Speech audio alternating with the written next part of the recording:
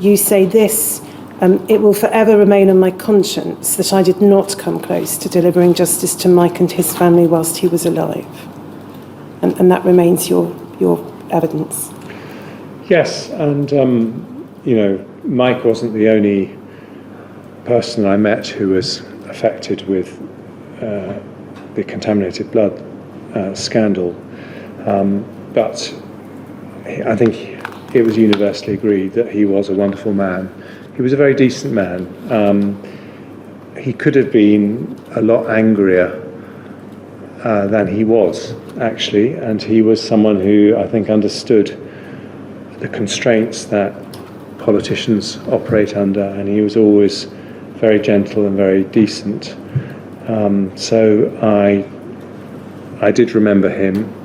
I don't think it'll be any consolation to Anne, but I would say that I think thanks to Mike, and indeed thanks to Melanie and Steve and other constituents that I met, I probably was the first health secretary who came into office with a sense that this was something that was unfinished business where justice had to be done.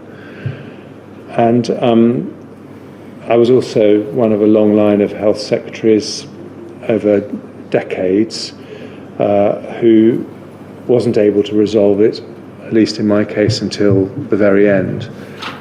But what I would say is that although in some ways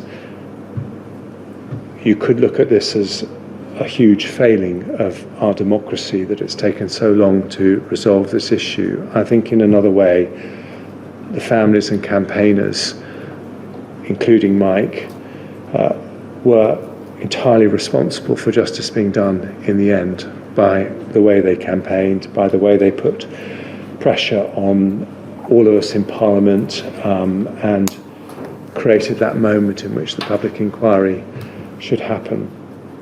So I think in that sense, sadly posthumously, Mike made a huge contribution to justice being done.